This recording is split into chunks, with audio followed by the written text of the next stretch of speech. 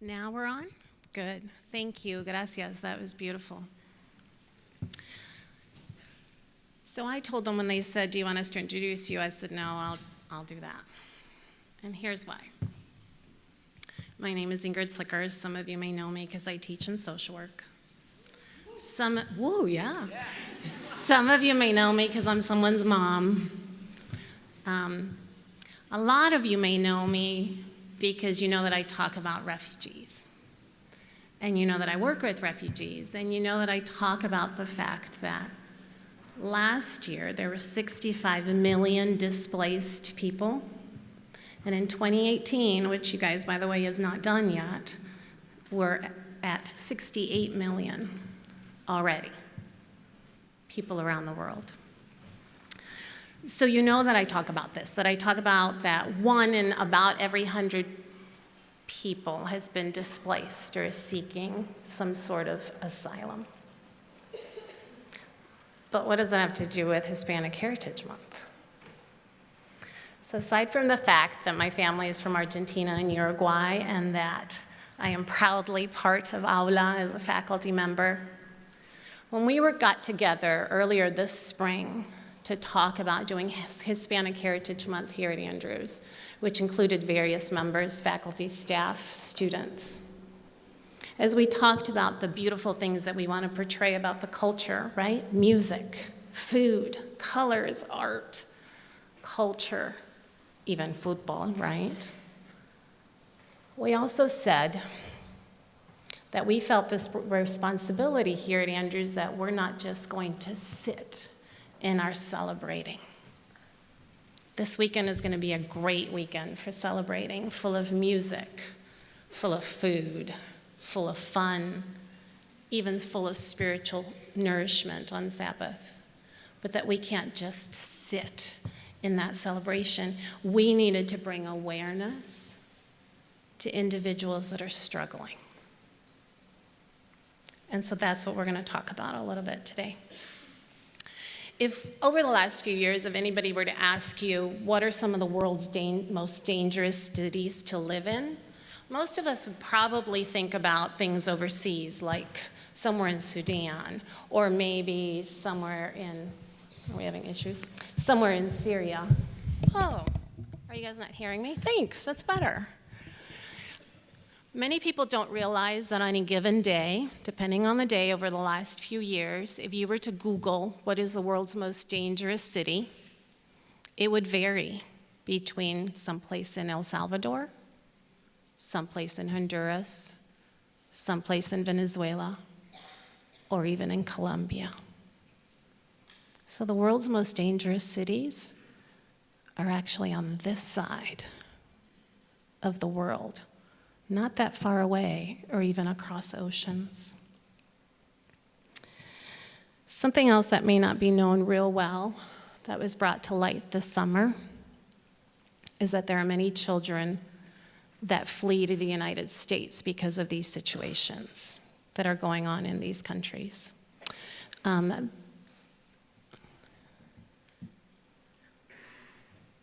This summer, it was all over the news because of what was going on with family separation. And this was families that were fleeing together to the border and then becoming divided at that point. But sometimes it's forgotten that children are coming to the United States on their own, unaccompanied. And this has actually been going on for quite a while. In 1974, Gerald R. Ford, our president at that time, who was originally from Grand Rapids, many of you guys know, which is about 90 minutes from here, requested a small nonprofit organization to be willing to start housing and caring for unaccompanied immigrant children that were making their way to the United States because of the situations they were fleeing. That was in 1974. You can see the slide behind me, that currently there are 12,900 immigrant children being detained in the United States at this time. This is a record high figure that is spread across 100 federally contracted shelters. It's 5 times higher than it was about a year ago, 18 months ago. Another little known fact is that even though in Grand Rapids, the organization there started working with these children, that organization about 5 years ago asked to start a site in Southwest Michigan. Since that time, about 5 years ago, we've had approximately 25 between faculty and staff and students from Andrews that have been involved in caring for children that are actually flown up from the border to be held here, pretty close down the road. That site, which has been open for about 5 years, as of this morning, because we just received a little girl this morning that arrived on a plane, we've now served 467 children just down the road. The little girl that arrived this morning, I can't tell you many details, but she's younger than 3. So what we're going to do today is, how does this all come back to Hispanic Heritage Month?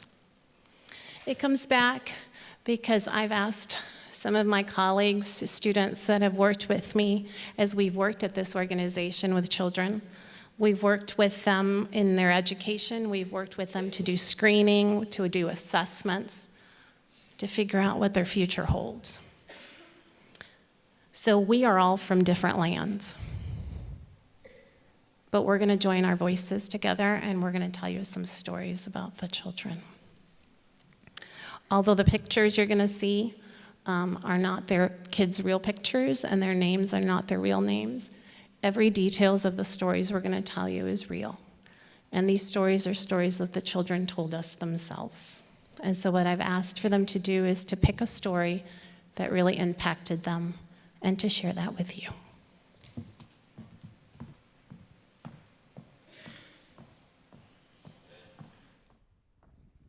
Okay, I'm going to tell you the story about Maria, but I'm going to tell it to you through her eyes. She's 14 years old. So just picture the story, and I'm going to say it through her eyes. So many people ask me why I came to the U.S. They ask constantly why I came alone with a human smuggler. And I tell them automatically, I came alone because in El Salvador, where I lived, the gang that lived in that area and controlled the area raped my older sister. And not just one, but every single person in the gang had a turn with my older sister. And they grabbed her, and after they were done, they pulled her and they dropped her in front of our doorstep and said, if you don't pay us every single month dues, we're going to kill you. So my mother and my older sister and me had to work extra hard to be able to get money and give to this gang so we could survive. And my mom started working really hard, and still the money wasn't good enough because we never had enough money. And eventually, my mom had an opportunity to come to the U.S. without us. So she came to the U.S., and she was working with immigration and the paperwork and the laws to bring us as well so we can be safe. But it was taking way too long. And we were there, my older sister and I, back in El Salvador, just praying for our mom to do it quicker, but she could just only do so much. And when the gang found out that my mom came all the way to the U.S., they automatically think that money comes from trees. And they asked her to give more money and more money. So she started to give more money and more money and more money. And she worked 3 jobs, 4 jobs, whatever amount of jobs that she could so that she could be able to give money. And they even told my mom, if you don't give us more money, we're going to burn down the house where your daughters are. And they're able to do that. So they trying to do all this stuff. But 1 month, the money didn't come in time. And when the money didn't come in time, all of a sudden, randomly, my sister disappeared as well. And when my sister disappeared, I was worried, I was anxious, because I did not know what happened to my sister.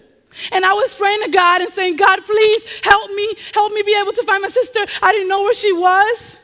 And days later, I came outside of my room, of my house, and I was trying to find my sister, looking around, and I see neighbors pointing at the hillside by my village. And as they're pointing at the hillside, they were saying, oh, there's something there because there's scavenger birds roaming around and circling in that area.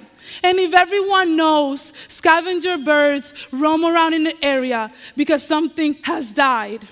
And everything inside of me turned black. I was just like, I hope it's not my sister. It's known here that they kill people and they drop them in the hillside. And I'm wondering, I hope, and I'm praying to God that it's not my sister. And so the neighbors went ahead. I did not dare to go because I did not want it to be my sister. And when the neighbors went to check, they came back running saying, it's a body, es un cuerpo over there dead. And when I heard that, I couldn't wait any longer, so I ran. I didn't put shoes on. I ran over glass, over rocks, over pebbles, over everything to see if it was my sister, because I didn't want it to be my sister.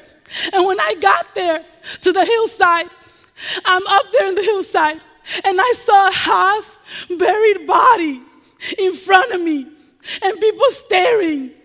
And I see this half-buried body, and I see this hand sticking out of the ground.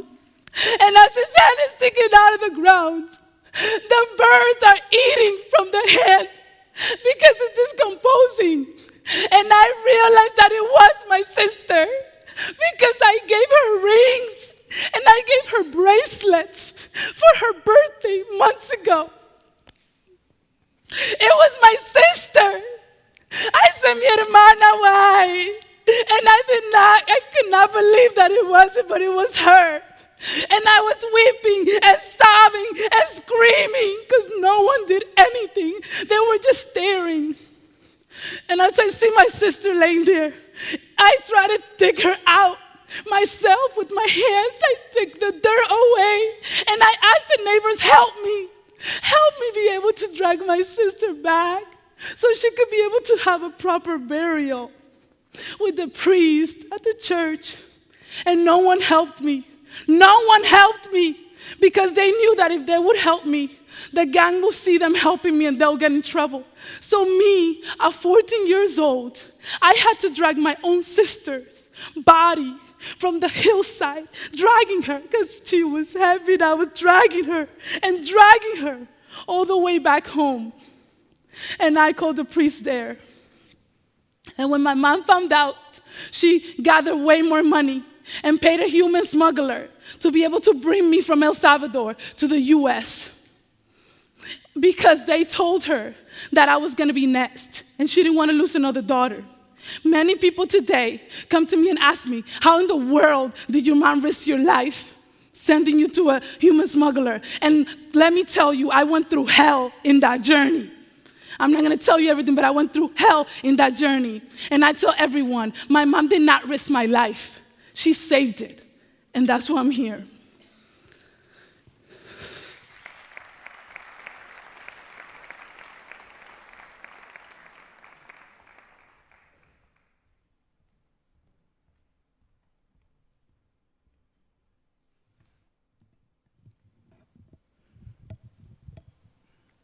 I'm going to tell you the story of Leo and Lena.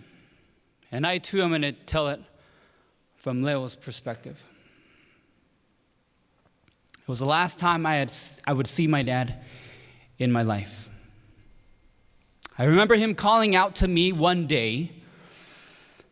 He was at a ravine close by our house. This ravine was very well known in my town because it was a place where people would be taken to be killed.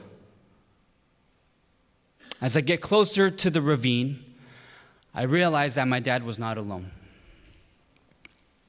Down a little bit of ways from where he was a lady who was bloody and beat up. He told me, I need you to go back home and I need you to bring my gun. He told me exactly where it was. I went back home, told my mom what was happening. I found the gun, and I ran back. Tried handing the gun over to my dad, and he told me, I don't need it. You need it. I need you to show me how much of a man you are because I want you to kill this girl. The girl in front of my dad was his mistress. So as I held the gun with my hand, shaking at this time, I knew that I needed to do something. Either I need to kill this girl and get it over with, or disobey my father and suffer his wrath. I could not bear the idea of having somebody's blood on my hands. And so I decided when my dad was distracted that I would just throw the gun. Shuffling around with something he was, left the gun down, and I ran back as fast as I could. He yelled, "You better come back here. When I get home, I'm going to kill you." As I went into the house, I started weeping, and I told my mom, "Mom, my dad's going to kill somebody." She told me, "Leo, it's time for you to leave. I've been planning this journey for you to get to the United States to meet an aunt that you have there. I paid a smuggler, a coyote, to take you and your 4-year-old sister into the United States. I need you to pack your bags." A few days later, I made my way up into the United States, actually through Mexico. Halfway through my journey into Mexico, the coyote, the smuggler, told me, he stopped and he said, "You know what? I need you to give me more money. If you don't give me any more money, I'm going to have to leave you and your 4-year-old sister here stranded." "I have no more money?"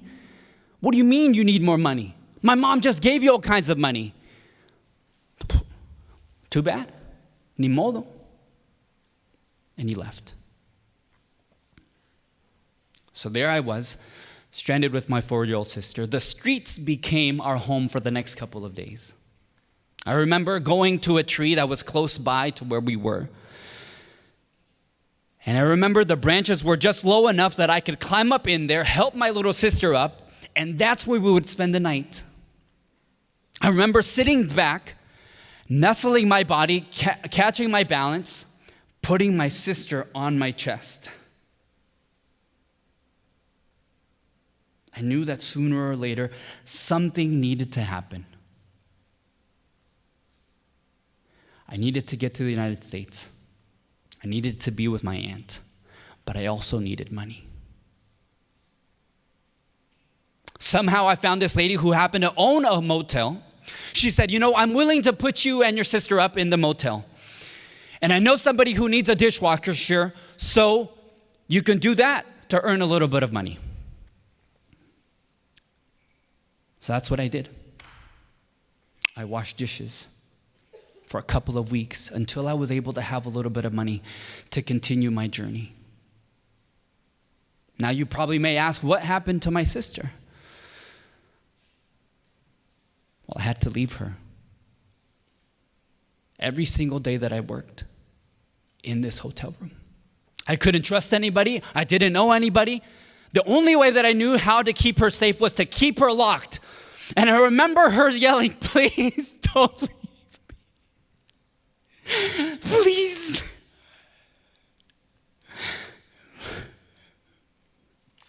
She would bang on the door, yell and scream and say, "I need you, Leo." You see, she wasn't potty trained either. So you imagine me coming back to the motel room, finding my sister curled up in a ball, her face marked with tears. I'd wake her up, clean her up, change her clothes, give her a little bit of the food that I'd bought for her. And the cycle would begin the next day and the next day. I don't need to watch Netflix. I don't need to watch Hulu to get drama. As I heard this story, it pierced me because I realized that I needed to observe and look at people in a much different way than I was used to. And I hope you do the same.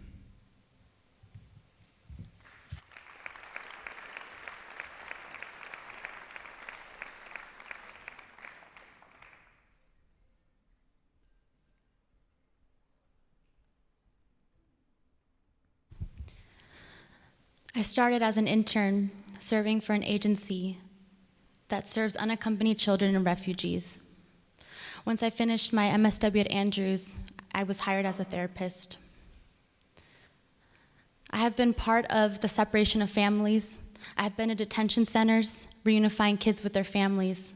I've heard the cries, I've heard the sobs, I've heard the wails of the trauma of these children. I've been part of having to meet court deadlines for some of these kids. And although every single story that I've heard has been tragic and unique, there's one that really hit my heart that I want to share with you guys. There were two boys, Francisco and Josue. These two boys lived happily in one of the beautiful countries in Central America. They lived with their younger sister who was 2 years old. But one day, MS-13 gang, Mara Salvatrucha, came to their home and threatened to kill them. And they said, if you don't join our gang, we are going to kill you and we are going to kill your family. They wanted them to sell illegal drugs. And these boys knew that this didn't only mean selling illegal drugs. This meant being part of crime, violence, witnessing people dying and killing themselves. These boys embarked on this journey to the United States, not even telling their families. These boys, I remember when they told me, they said, I couldn't even say bye to my sister. I couldn't even give them a hug goodbye. On this journey, they started on foot. It's a long journey to the United States. On foot, on bus, and on a train. I don't know if you guys have heard of the Beast, but there's this train called El Tren de la Muerte, the death train. And the reason it is called a death train is because people do not make it on this train. On this train, it's a freight train that just travels through, and people die on this train because their people are raped. There are also gangs on those trains that are asking for money. You can only get on this train if you give me $10,000. And these boys, not having any guidance or direction, only being 10 and 6 years old, started on this journey and got on this train and made it out safely. I remember them telling me that on this train, you can't keep your eyes awake or you can't stay awake because you will die. So they had belts that they would tie on themselves on the top of the train, hoping not to fall asleep so someone would do something to them. They told me that they saw people being raped. And they told me that they starved every single day of their trip because they did not have any money for food. And at night, and on their journey, to find a safe place to sleep, they would sleep in holes underground because being underground was safer than being on land. That's how dangerous some of these places are. And you know what? They finally made it to the United States. I know you guys see things on the media. I'm sure you guys have heard stories, but I want you guys to know that there is a story behind every single story that you see. We're all humans. I hope you guys don't wait for moments like this to hear stories like these.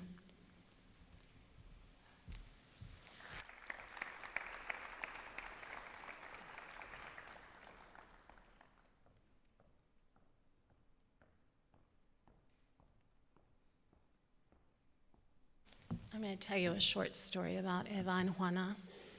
One of my primary tasks was to screen the children, as I'm a mental health practitioner.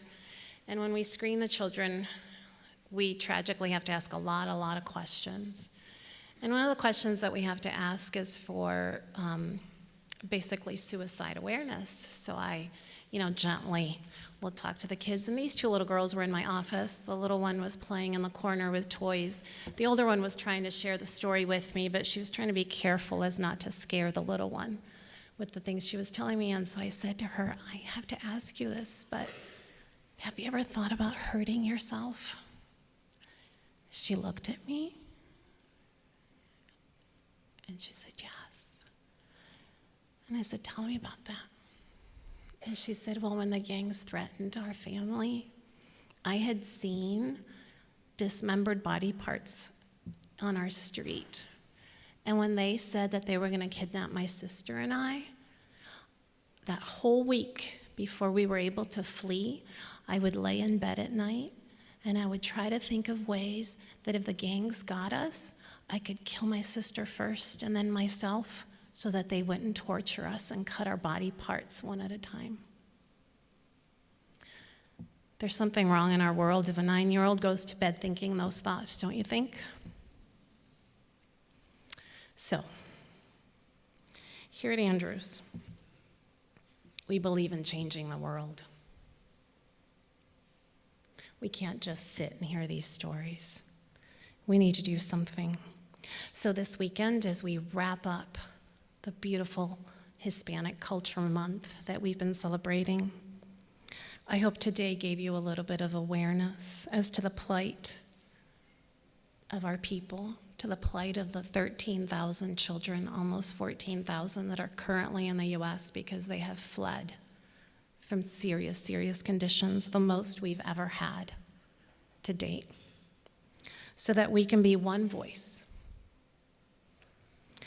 regardless of color, regardless of culture, language, so that we can help to ease the suffering in the world. We just shared a couple of stories today, but there's so much more that we have to do.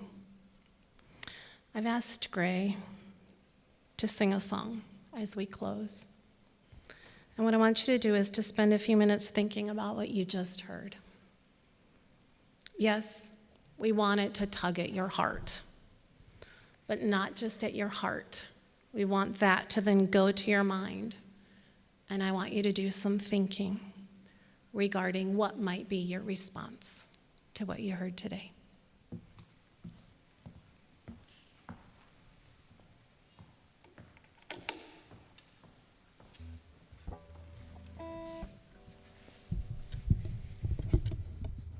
Good morning, or actually, it's afternoon, I think, by now. So I'm just going to be completely honest with you. I really do not like talking on stage, so I'm going to try and make this short. So this is a song that I wrote last year, just kind of as a call and a personal reminder to myself that we need to be more than just focused about ourselves and that we need to reach out to others and those that are hurting.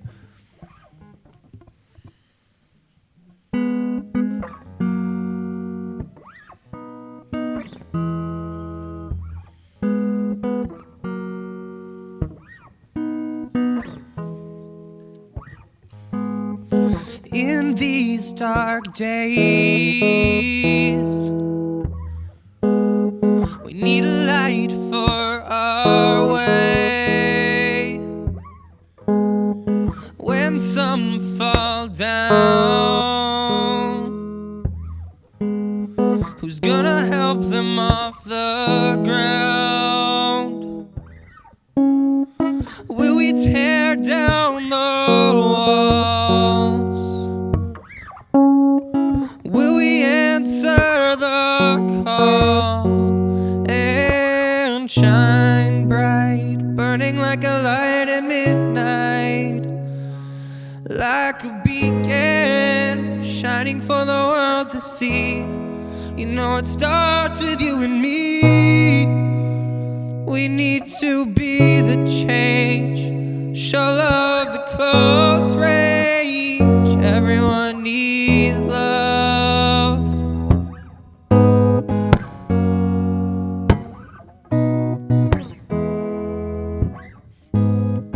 There are lonely ones out there in the dark and all so scared. So let's tear down the walls. Let's answer the call and shine bright, burning like a light at midnight, like a beacon, shining for the world to see. You know it starts with you and me. We need to be the change, show love at close range. Everyone needs love.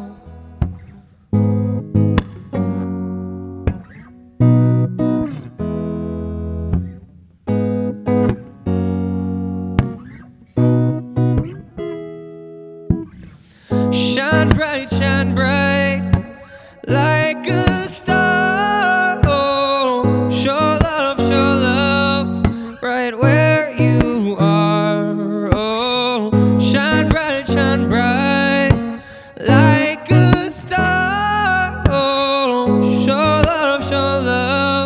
right where you are. Oh, so let's tear down the walls. Let's answer the call and shine bright, burning like a light at midnight, like a beacon shining for the world to see. You know it starts with you and me. We need to be the change, show love at close range. Everyone needs love. Shine bright, like a star. Oh, show love, right where you are. Oh, shine bright, like a star. Oh, show love, right where you are.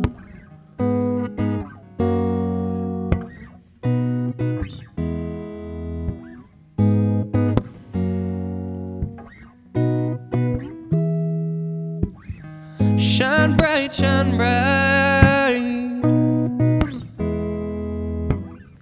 like a light in the dead of night. Shine bright,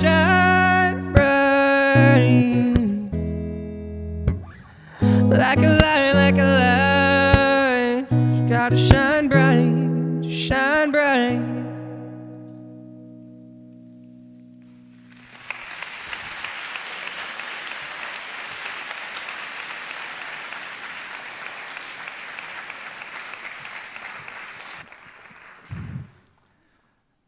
There's a lot that we can do for these kids.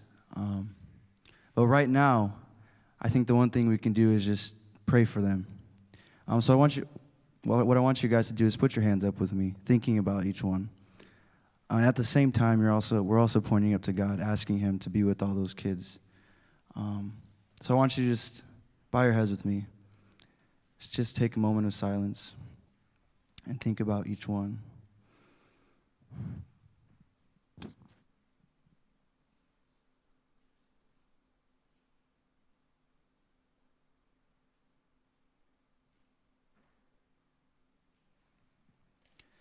God, we're here, and we heard some powerful stories today. We're so privileged. We're so sheltered here. We get to learn, get to be educated, and sometimes we forget about all the things that are happening around the world. And you have to see all of it every day. You get to see the good and the bad. And when we hear these stories, our hearts ache, and we feel a little bit of what you feel. But today we pray that you be with all those kids and that you inspire us to do something about it, because we know that we have to do something about it, and you'll be there guiding us the whole way. I'm a little bit speechless with some of the stories, but I know that you've called people in this room that'll do something about it, that'll change the world. So I ask that you be with us throughout this day, to continue to guide us with your Holy Spirit and to fill us. Thank you so much for this service today and for the stories. In Jesus' name, amen.